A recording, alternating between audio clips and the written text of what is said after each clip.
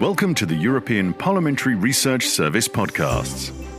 In this podcast, we'll turn our attention to the certification framework for carbon removals proposed by the European Commission to scale up carbon removal activities thanks to increased trust in carbon removal certificates. An essential tool to support the EU's climate and circular economy ambitions, but also a controversial one. Want to know more? Keep listening. The EU aims to become the first climate-neutral continent by 2050. So far, so good. But that goal will not be met without measures to reduce our greenhouse gas emissions and remove existing carbon from the atmosphere. EU policymakers increasingly believe carbon dioxide removal is a critical third pillar of climate action, alongside emission reductions and adaptation measures to deal with the devastating effects of climate change. The problem is that currently there is no officially recognised EU-wide framework for certifying carbon removals, which creates uncertainty, lack of trust, and makes greenwashing easier. So what is the EU going to do about it? Well, in November 2022, the European Commission proposed the adoption of an EU-wide voluntary framework to certify high-quality carbon removals generated in Europe. And in doing so, spur the development of new technologies and sustainable carbon farming solutions while fighting greenwashing. Let's hear European Commissioner Vice President Frans Timmermans. The certification framework for carbon removals ensures that whenever a ton of carbon is said to have been taken from the atmosphere, we can verify that claim. Trust, but verify. Has it actually happened? Is it additional to a business-as-usual scenario? And is it effectively stored? But what type of carbon removals are we talking about? Now, there are several ways to remove and store carbon that can be certified under the EU's new framework. In agriculture and forestry, for example, carbon farming practices can enhance the storage of carbon in soils and forests.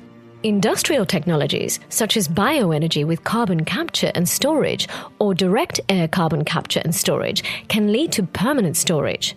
And long-lasting products and materials, such as wood-based construction products, can also keep carbon bound for a long time. Now, to ensure that the certification process is transparent and credible, the proposal sets out rules to verify the authenticity of carbon removals and to recognise certification schemes that can be used.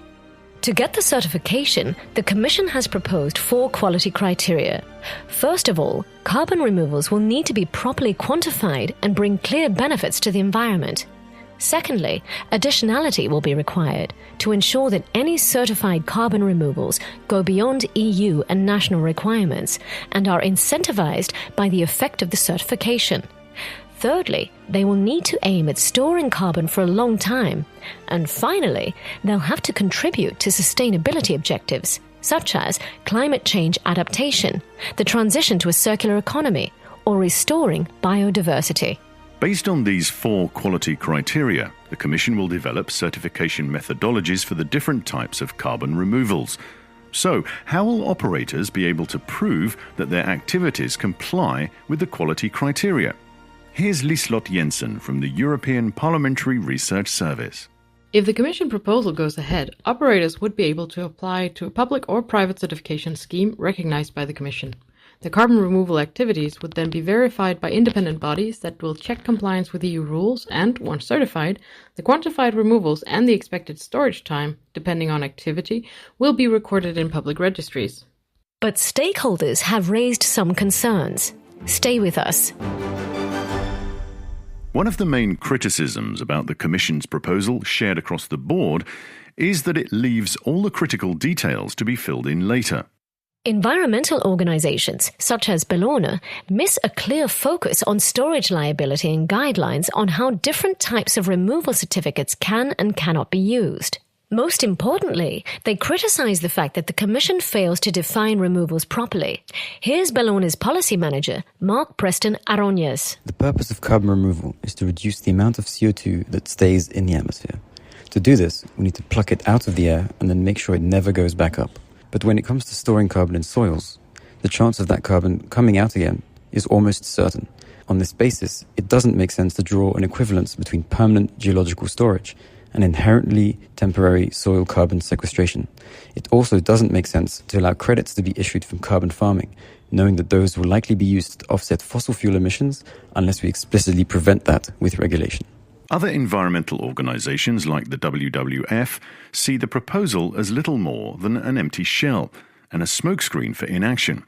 So the aim may be a noble one, but stakeholders are still waiting for answers on what the requirements will be for their type of carbon removal.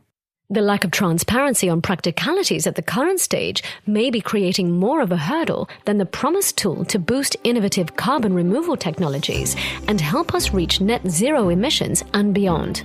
Want to know more? Check out Liselott Jensen's full policy brief on the EPRS website or in our app.